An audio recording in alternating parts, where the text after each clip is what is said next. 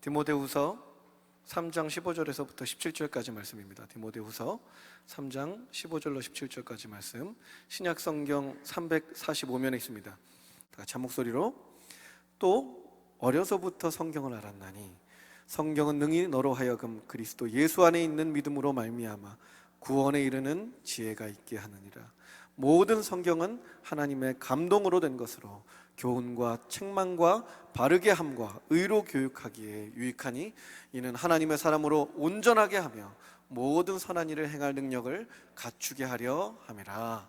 아멘. 네, 김강현 대표님께서 성경의 사람들이라는 제목으로 설교해 주실 때 여러분들 큰 박수로 강단에 초청해서 모시겠습니다.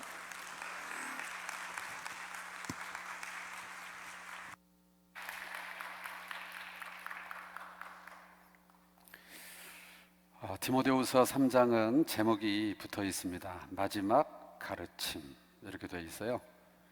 마지막이라는 말이 붙으면 왠지 좀 장엄해지고 비장해지고 그렇죠. 여러분이 짐작하듯이 사도 바울이 몸을 입고 한 마지막 가르침이다. 몇 년 전에 마지막 강의 이런 책이 굉장히 베스트셀러였는데요. 바울의 마지막 강의다, 가르침이다 할 수가 있습니다. 누구에게 가르치는 것인가? 믿음의 아들 디모데에게 가르치는 거예요. 바울과 디모데의 관계에 대해서 우리가 좀 생각을 해야 되는데요. 바울은 1차 선교를 하면서 이제 우리 갈라디아서를 받게 되는 갈라디아 지방, 지금 이제 터키 이름이 바뀌었습니다만은 터키라고 하겠습니다. 터키 쪽에 이 갈라디아 지방을 선교를 했는데요. 그 안에 루스트라라고 하는 곳에 갔었습니다. 1차 때. 거기서 그만 복음을 전하다가 바울이 돌에 맞습니다. 그래서 바울은 죽었구나 생각해서 시외로 바울을 내 던져버립니다. 학자들은 바울이 이때 삼층천을 경험한 게 아니냐 이렇게 유추하기도 합니다. 그러니까 밖으로 던졌다는 자체가 죽었다고 판단을 한 거죠. 완전히 죽은 거나 다름없이 사람이 만신창이가 된 것 같아요. 그런데 제자들이 둘러서서 기도했다 이런 표현이 나옵니다. 단순히 기도만 한 게 아니라 기도하고 간호하고 계속 했겠죠.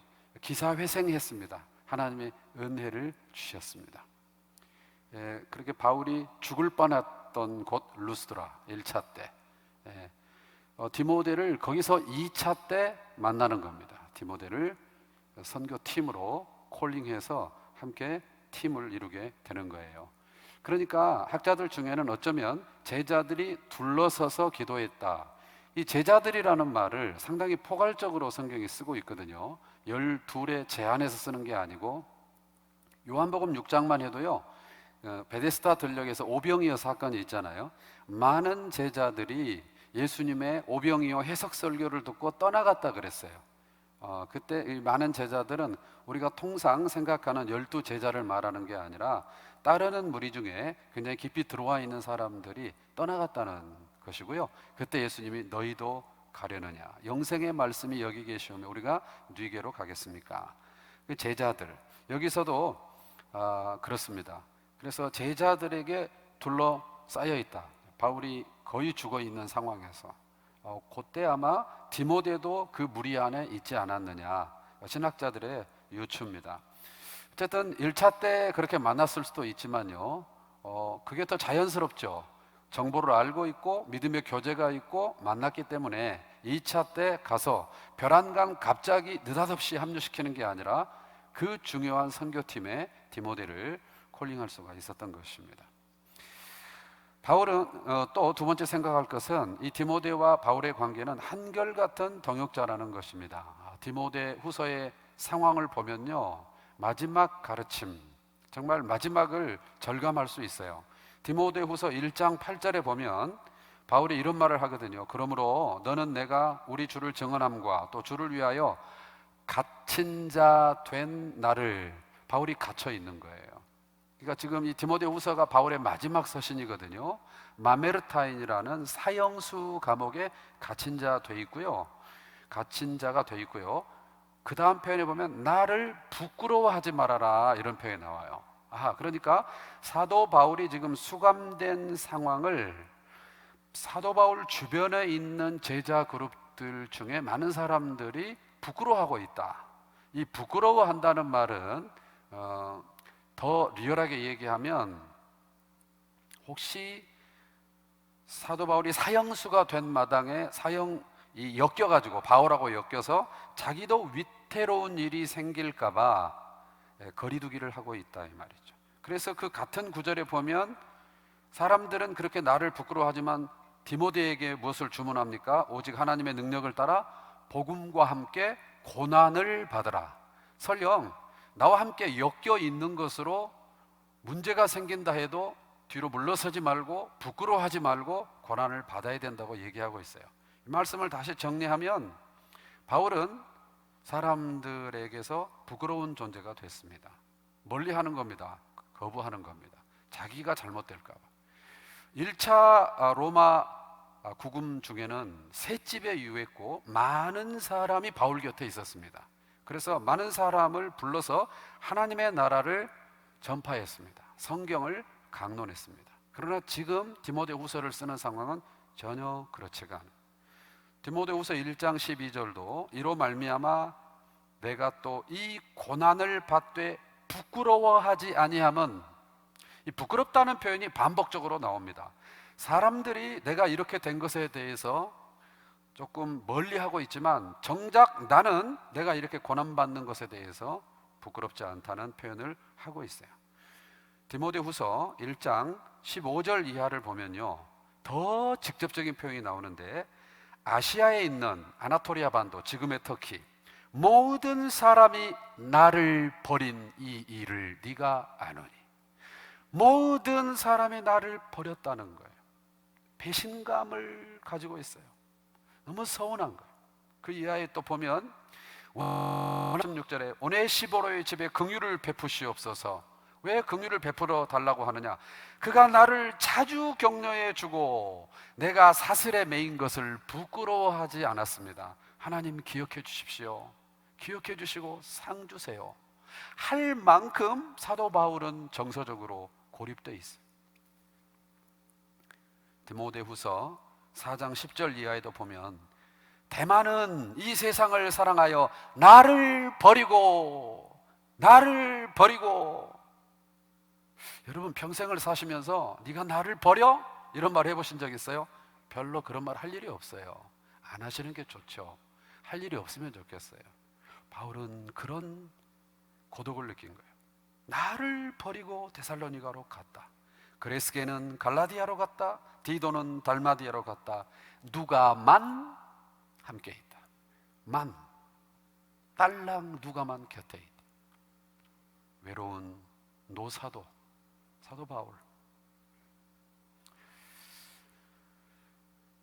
그래 이 바울은 디모데에게 디모데후서 2장 3절에서 너는 그리스도 예수의 좋은 병사로 나와 함께 고난을 받으라. 나를 버리고 나를 돌아선 사람과 같지 않게 당당하게 고난을 직면하여 나와 함께 하라고 주문하고 있어요. 다 버렸지만 한결같이 그의 곁을 지켰던 누가처럼 디모데가 지금 수신자, 이 편지 디모데후서의 수신자가 되어서 있지만 항상 그와 물리적으로, 공간적으로, 정서적으로, 영적으로 함께했던 사람. 세 번째는 이 둘의 관계에서 바울의 아픔을 가장 깊이 공감하고 이해할 수 있는 사람이 디모데였어요. 디모데후서 3장 10절 이하에 보면 이런 표현이 나옵니다. 나의 교훈과 행실과, 교훈은 설교죠. 의향과 믿음과 오래 참음과 사랑과 인내와 박해를 받음과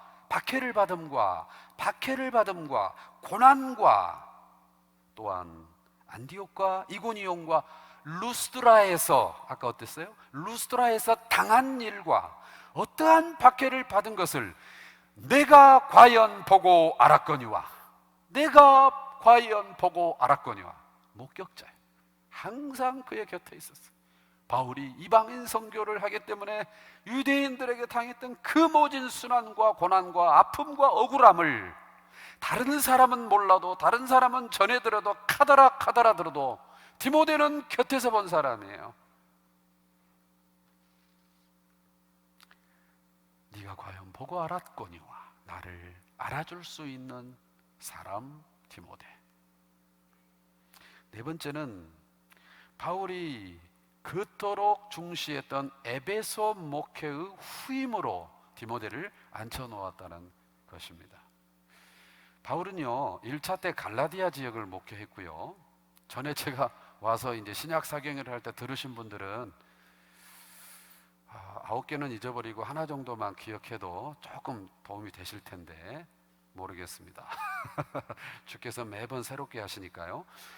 갈라디아 1차 했고 2차 때 출발하며 신라와 함께 출발할 때 목적지가 어디였냐면 에베소였습니다. 네, 그 에베소, 여러분이 생각하는 요한계시록 2장에 나오는 내 처음 사랑을 잃었느니라 하는 7교회 중에 가장 먼저 언급되는 그 에베소가 그 아나토리아 반도 소아시아 지역의 수도 같은 곳이었어요. 그러니까 바울은 제한된 시간에 제한된 자원으로 복음을 전해야 된다는 측면에서 인구가 집중되어 있고 영향력이 막강한 이 에베소를 타겟팅하고 있었던 거예요. 그래 와서 여기서 고린도는 1년 6개월 있었는데 에베소는 3년을 밤낮 눈물로 사역을 했어요.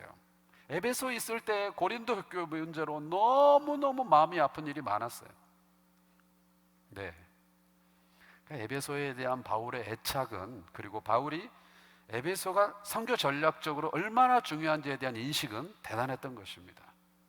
그러나 그가 폭동으로 말미암아 에베소를 떠나서 저 로마를 거쳐 스페인, 서바나 땅끝을 향하려고 할 때 이제 누구를 거기에 앉힐 것이냐?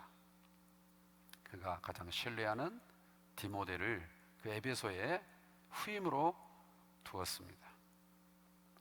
그래서 이 모든 것을 정리하는 한마디가 고린도전서 4장 17절에 이렇게 표현이 되는데요.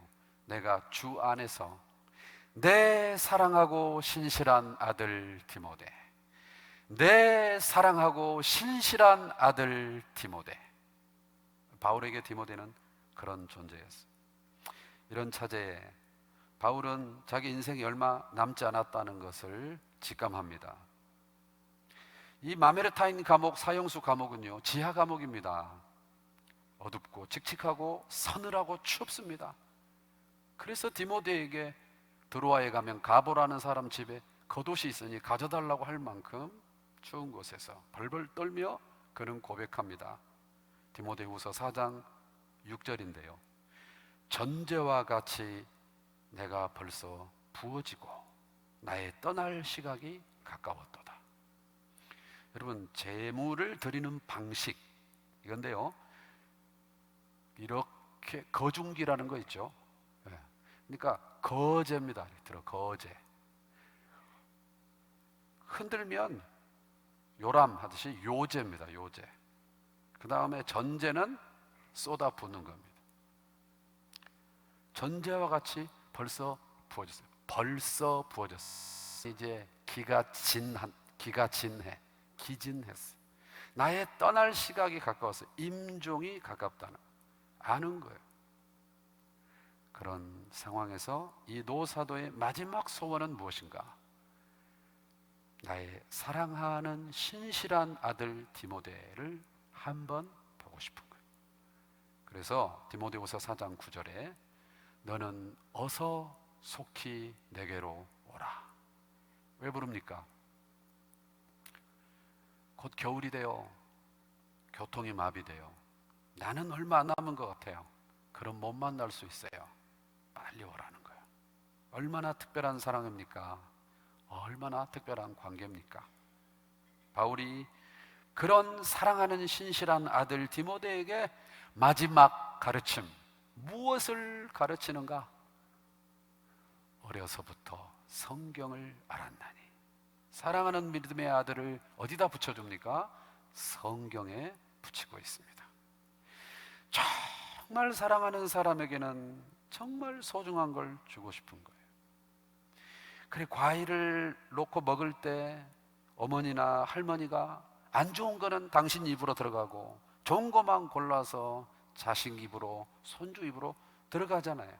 좋은 건 지가 먹고 안 좋은 건 손주 주고. 이거 할머니가 아니에요. 옆집 할머니. 옆집 할머니라도 그렇게 안 해요. 사랑하는 사람에게 좋은 걸 주는 거예요. 너희가 악할지라도 자식에게 좋은 것을 줄 알거든.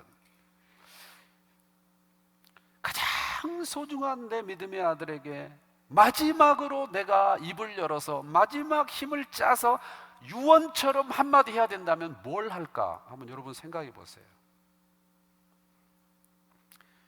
여러분도 언젠가 세상을 떠나실 겁니다. 아니요, 있으십니까? 다 우리 순서가 다르게 떠날 텐데요.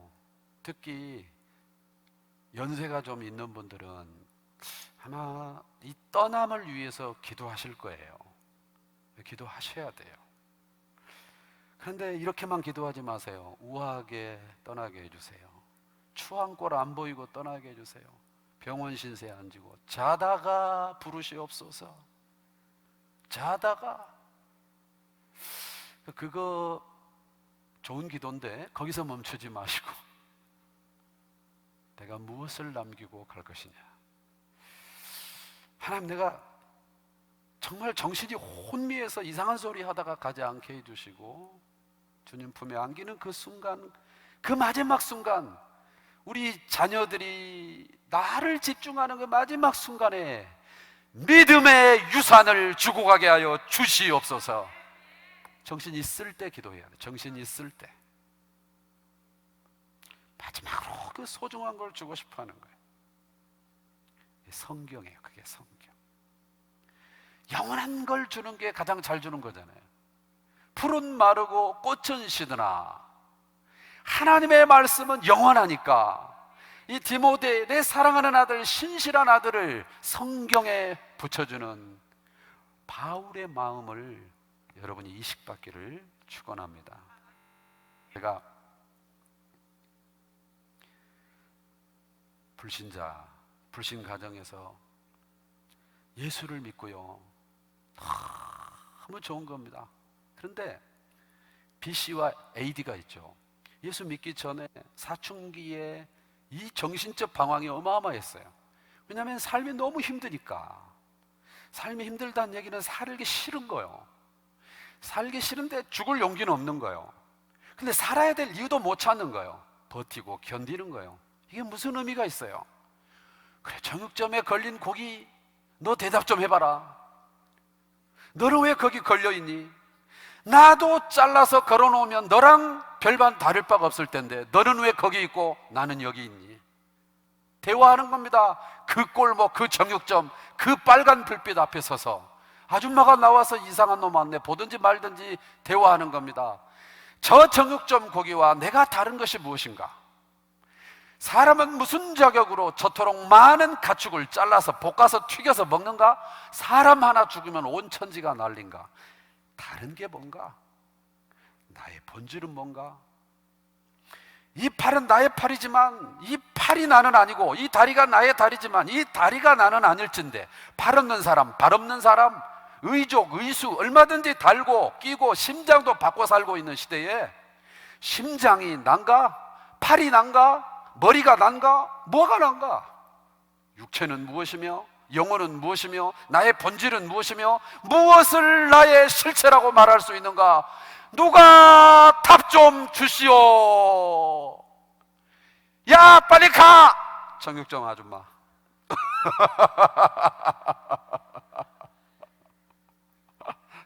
묻고 또 묻는 겁니다. 해석이 안 되는 겁니다.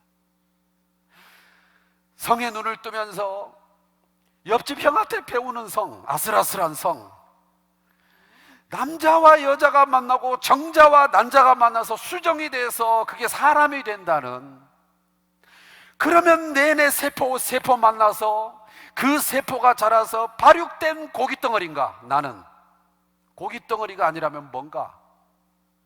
형, 그것 좀 알려줘. 시끄러워 임마. 끝. 누구도 대답을 안 해요. 그러면 그 형도 답 없이 사는 거. 누구도 답을 가지고 있지 않아요.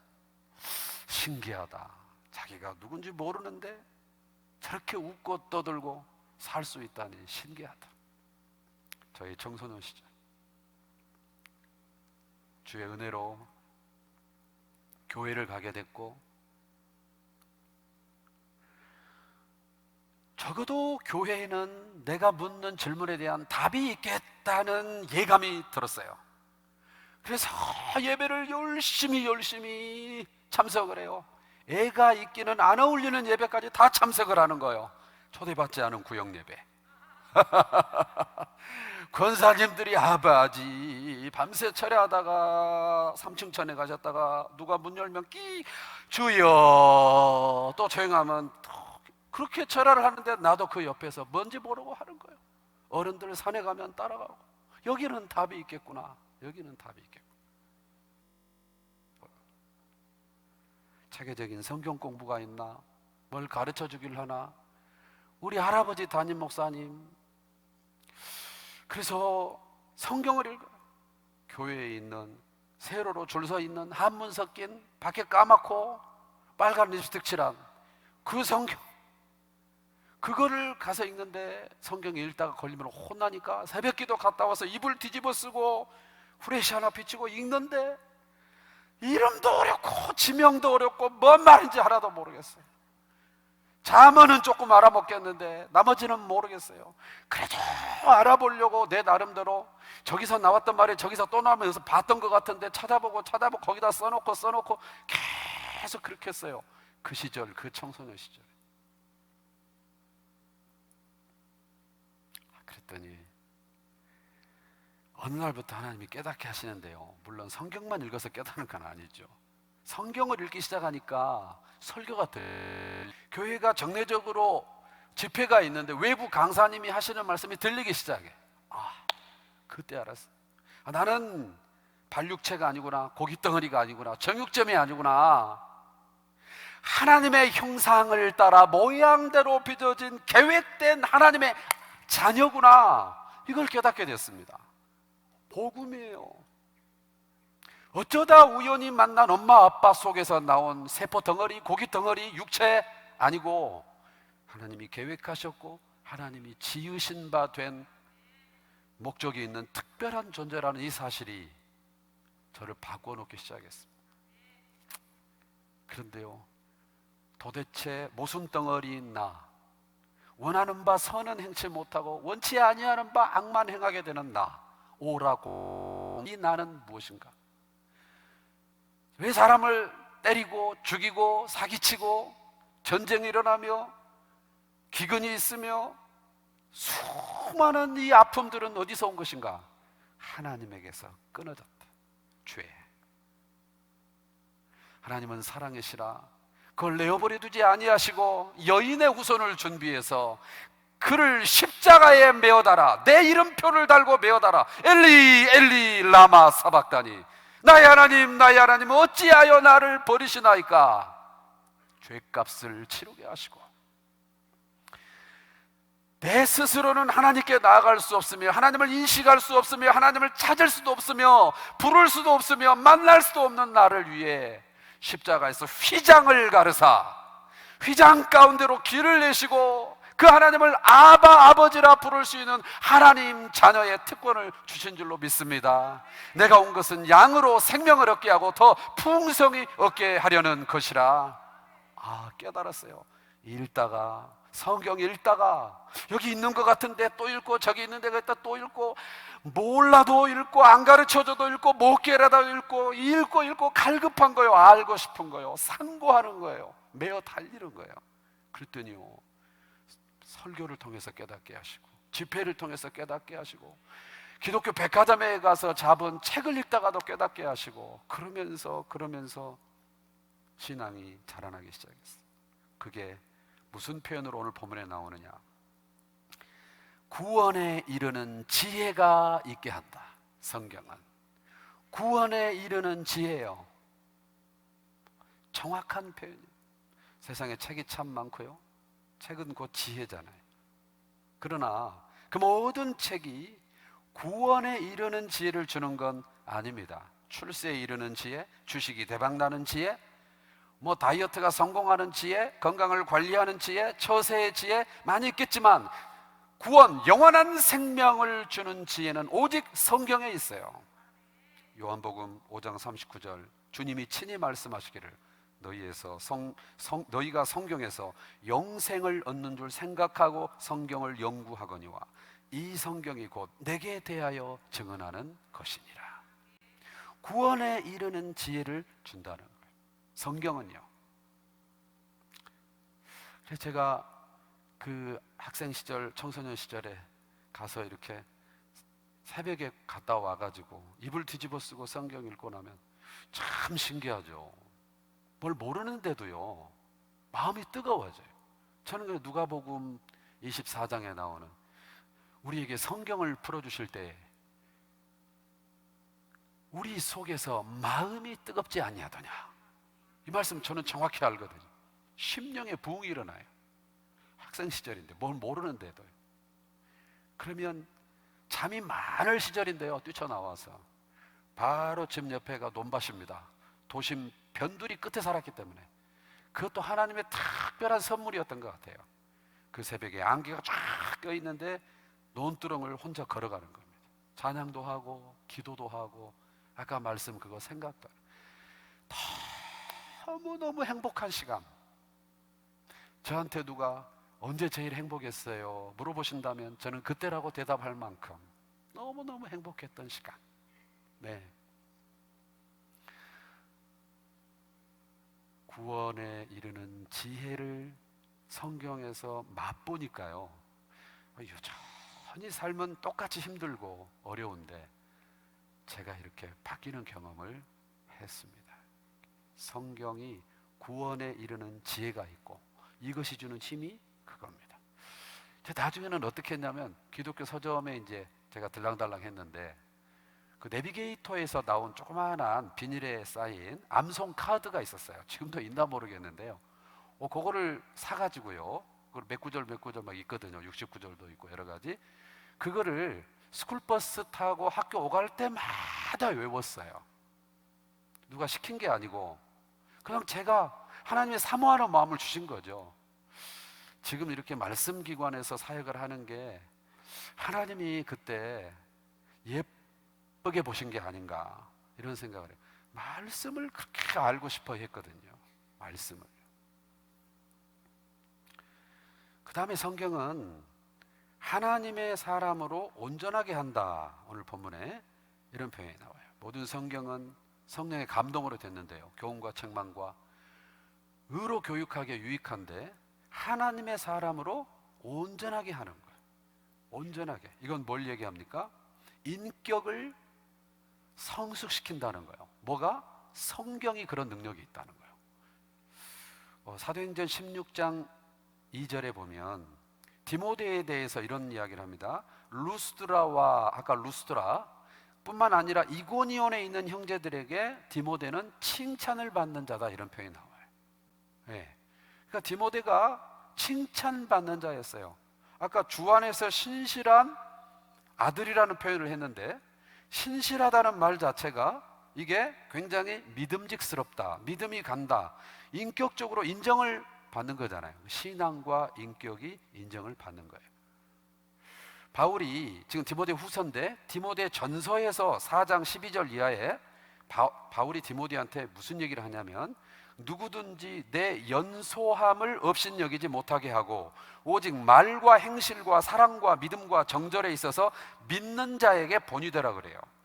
그러면서 내가 이럴 때까지 성경 읽는 것과 성경 권하는 것과 성경 가르치는 것에 전념하라. 네 속에 있는 은사 곧 장로회에서 안수받을 때에 말씀 예언을 통하여 받은 것을 가볍게 여기지 말며 이 모든 일에 전심전력하여 너의 모든 사람에게 나타나게 하라. 너의 성숙함을 모든 사람에게 나타나게 하라. 이 성숙함을 얘기할 때도 이 디모데전서 4장 12절 이하에서 예언, 읽는 것, 말씀하고 결부시켜서 얘기를 하는데요, 오늘 본문에서도 성경이 가진 능력, 우리 입장에서 말하면 성경을 읽는 자에게, 상고하는 자에게 주시는 하나님의 선물 중에 하나가 인격의 성숙함이라는 거예요. 하나님은 우리가 구원받은 하나님의 자녀가 된 이후에 끊임없이 성장하기를 원하세요. 자라기를 원하세요. 베드로후서 3장 18절, 오직 우리 주 곧 구주 예수 그리스도의 은혜와 그를 아는 지식에서 자라가라.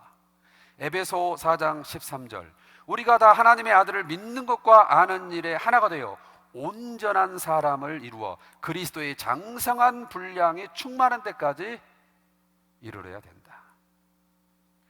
히브리서 기자는 더 충격적인 말을 합니다. 5장 12절 이하에 보면요, 때가 오래되었으므로, 그러니까 신앙의 연조가 오래됐다 그 말이에요. 오래 믿었다 그 말이에요. 너희가 마땅히 선생이 돼야 돼. 모범이 돼야 될 터인데, 너희가 다시 하나님 말씀의 초보에 대하여 누구에게 가르침을 받아야 될 새가족 같은 처지가 됐어요. 그래, 단단한 음식은 못 먹고 그냥 네가 최고야 우쭈쭈 우쭈쭈 젖이나 먹어야 할 자가 되었도다. 이는 젖을 먹는 자마다 어린아이니 의의 말씀을 경험하지 못한 자요, 단단한 음식은 장성한 자의 것이니 그들은 지각을 사용함으로 연단을 받아 선악을 분별하는 자들이니라. 여러분, 몇 년째 예수 믿으세요? 몇 대째 믿으세요? 오래되셨나요? 오래된 것이 감사한 일이지만, 오래됐는데, 그 데이터는 오래됐는데 내가 여전히 다람쥐 쳇바퀴 상태로 그 포인트만 되면 꼭 화를 내고, 그 포인트만 되면 꼭 그 꼬라지가 나오고, 그 포인트가 되면 꼭 거기서 속이 뒤집어지고 시험 들고 깽판 놓고, 혹시 이렇다면 오래 믿었으므로 마땅히 선생이 되어야 할 터이나 그리스도 도의 초보를 벗어나지 못하고 있는 거예요.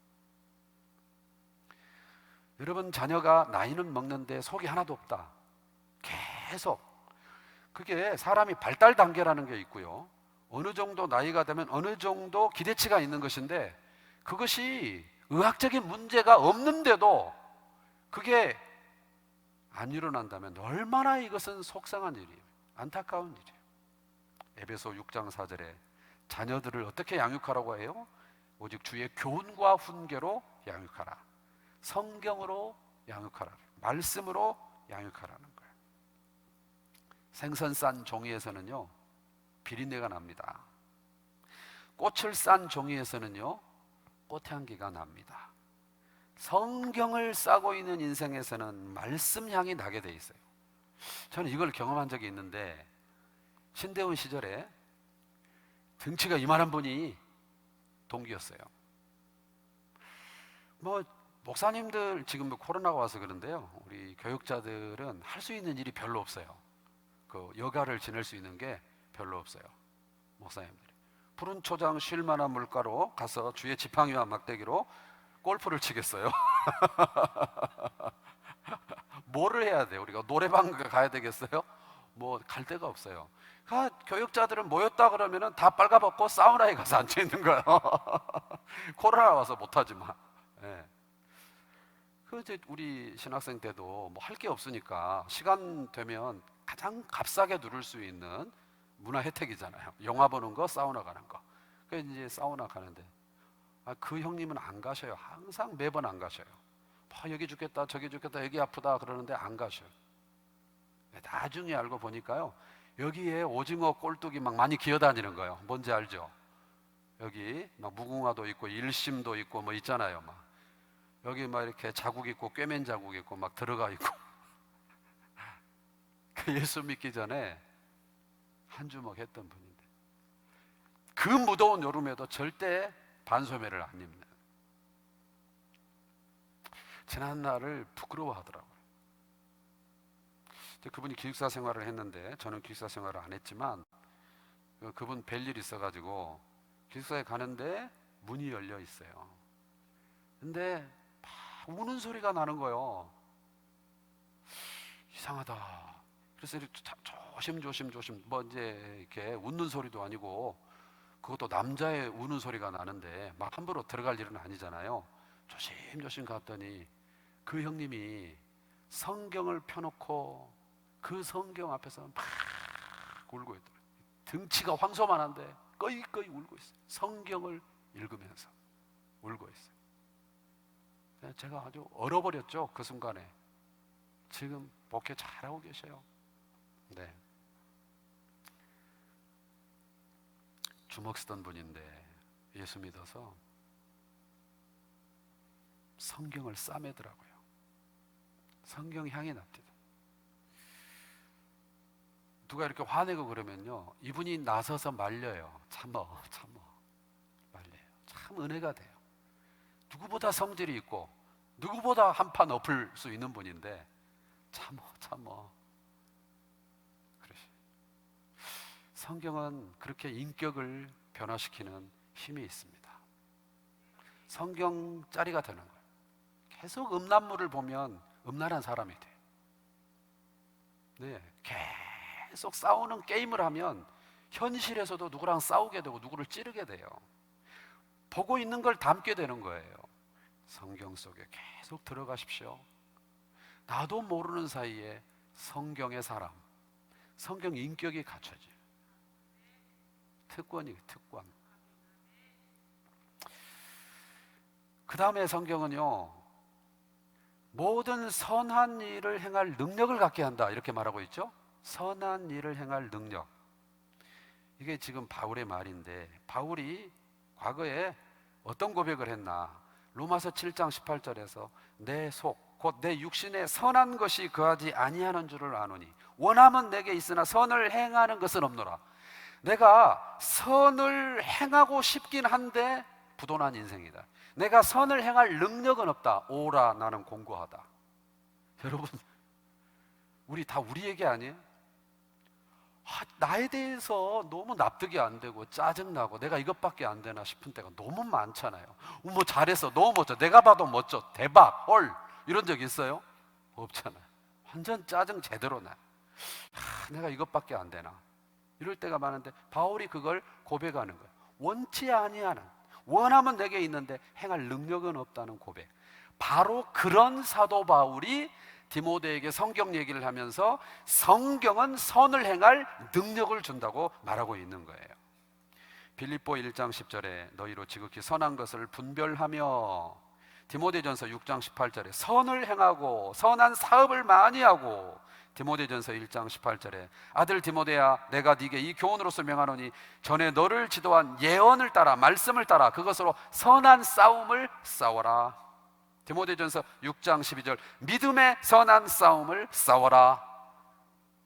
싸움, 치고박는 싸움이 아니라 이 선으로 악을 이기는 이 싸움을 위해서 어딘가로부터는 능력을 받아야 되는데, 선으로 악을 이길 능력을 공급받는 수원지가 성경이라고 바울이 말하는 거예요.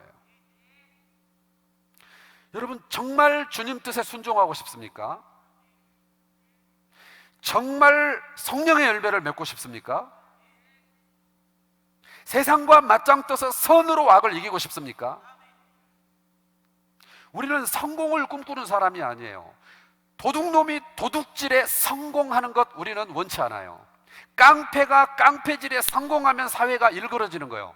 모두가 성공을 꿈꾸나 그리스도인은 승리를 꿈꾸는 거예요. 오른뺨을 맞을 때 왼뺨을 대주는 게 세상이 볼 때는 어리석은 일이나 주님 말씀처럼 선으로 악을 이긴 승리거든요. 우리는 좀 이렇게 승리하고 싶거든요. 그런데 내가 타락한 본성을 가지고 있으니까 상대방이 나를 뺨을 때리면 나는 밟아 죽여도 속에 분이 안 풀리는 게 우리 죄된 본성이잖아요. 그럼 어떻게 해야 그렇게 될 수 있는가? 그리스도의 장성한 분량 어떻게 되는가? 그 능력의 원천이 하나님의 말씀 성경에 있다는 거예요. 그걸 사도 바울의 인생에서 볼 수 있는데, 여러분 굉장히 좋아하시는 구절입니다.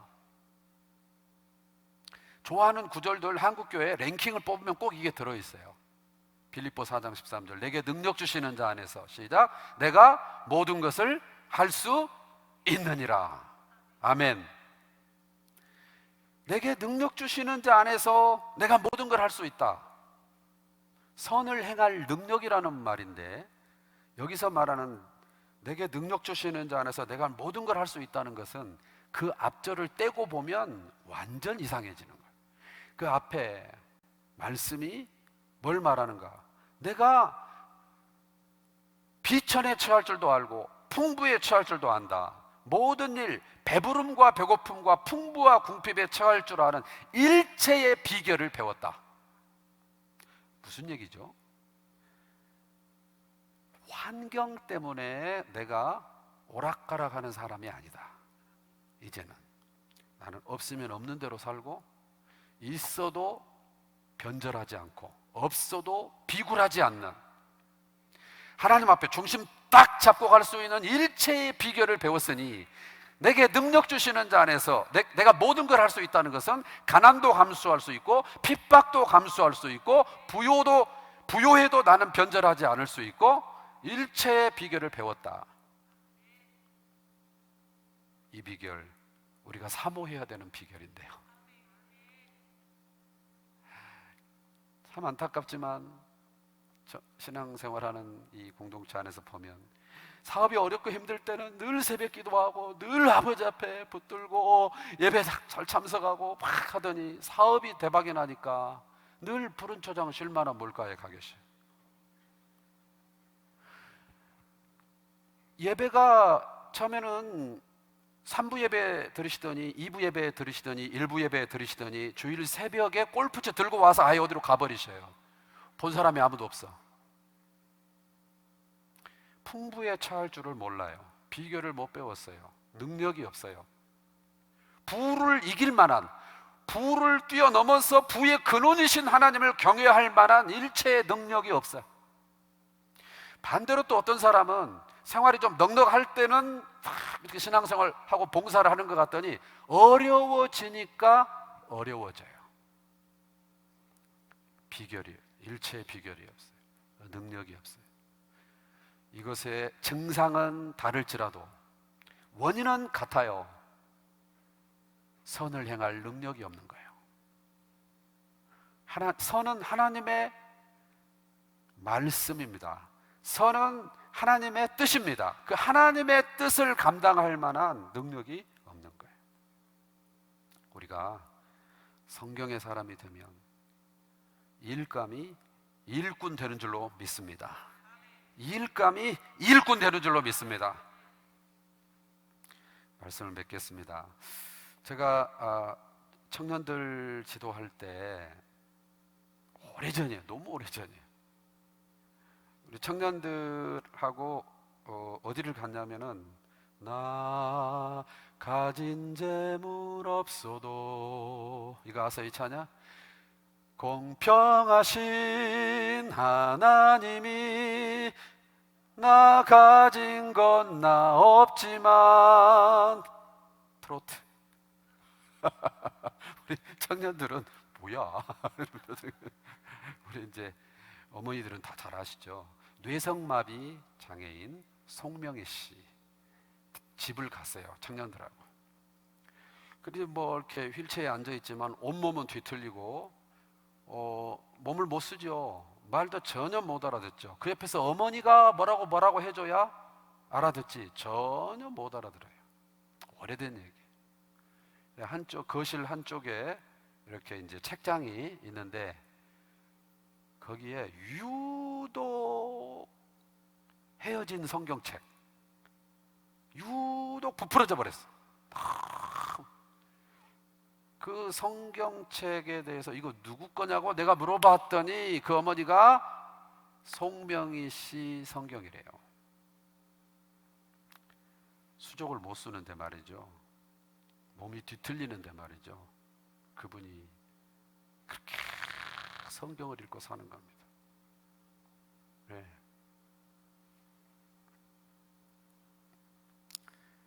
그런 그에게서 그런 시가 나와요. 그런 고백이 나와요. 오늘 디모데는 외조모 로이스와 어머니 유닉의 가문에 속해 있어요. 신실한 믿음의 사람이에요. 디모데후서 1장 5절에 네 속에 거짓이 없는 믿음이 있음을 생각함이라. 이 믿음은 먼저 내 외조모 로이스와 내 어머니 유니게 속에 있더니 내 속에도 있는 줄을 확신하노라. 3대예요, 3대. 네. 사진 하나를 보실 텐데요. 또 띄워줘 보시죠. 네. 보신 적 있으시나요? 렘브란트라는 네덜란드 화가는 들어보셨을 텐데 이게 1648년 작품입니다. 제목이요, 디모데와 그의 할머니입니다. 네. 외조모 로이스 무릎에 뭐가 있냐면 성경이 놓여 있고요. 거기 디모데가 무릎을 꿇고 그 외조모의 무릎에 기대어 그 읽어주는 성경을 보면서 경청을 하고 있는 장면이에요. 나의 사랑하는 책 비록 헤어졌으나 할머니의 무릎 위에 앉아서. 어머니는 바빠. 다 맞벌이에요. 없어요. 지금 그 가사를 바꿔야 돼. 지금은 다 일가셨어요.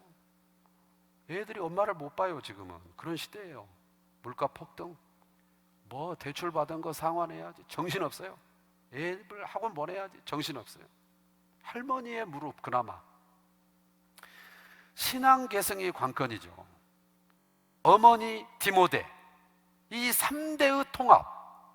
지금 제가 듣기로 목사님께서 이 세대 간 신앙 계승 문제 때문에 씨름하고 계신 줄로 알아요. 다음 세대 때문에 씨름하고 계신 줄로 알아요. 그래서 세대 통합 예배 현장을 가신 거예요. 가장 모범적인 교회 사례를 보러 가신 거예요. 정말 탁월하신 거예요. 우정교회는 지금이 좋은 교회인데요, 오늘이 좋은 교회인데요, 그러나 거기에 안주하지 않고 내일이 더 좋은 교회를 꿈꾸고 기도하고 있는 줄로 믿습니다. 우리 손주를 맡은 할머니들이 명심하십시오. 그 무릎에서 디모데가 나올지어다. 알아듣든 못 알아듣든 읽어주고 들려주고 기도하고, 독하고 읽어주고 들려주고 기도하고. 뽀로로를 이겨야 돼요. 우리의 씨름은 혈과 육에 대한 것이 아니오 뽀로로를 대함이라.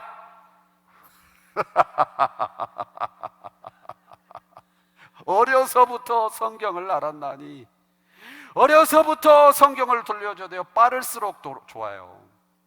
진흙이 굳으면 그 작품을 바꿀 수가 없어요. 깨져요, 틀어져요.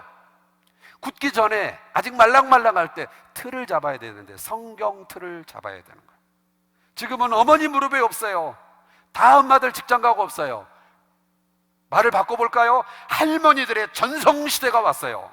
할머니 여러분, 깨어나시고요, 영적 유산을 물려주십시다.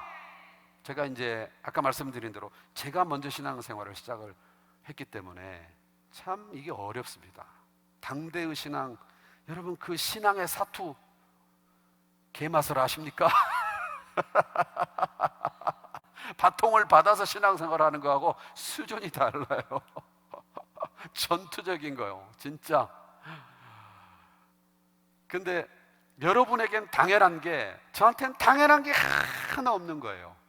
가족이 같이 앉아서 예배한다, 부모님과 자녀가 같이 예배한다. 너무 익숙하시고 너무 당연하실 텐데 하나도 당연한 거 아니에요. 그게 보는 장면마다 눈물이. 5월이 제일 힘들어. 가정의 달. 온통 가정들이 나와서 찬양을 하는데 저 구석에 어디선가 남몰래 울고 있는 소년 저였어요. 나는 언제 힘든 거요. 지금은 딸이 22살이 됐는데 이 녀석이 유아 세례를 받던 날, 그 감동과 그 전율을 이루 말할 수가 없어요. 나도 믿음의 대를 잇는다. 나로부터 시작되리. 이제 우리 집안은 위대한 아브라함의 가문이 이어지게 하여 주옵소서. 막 감사해가지고요, 견딜 수가 없더라고요.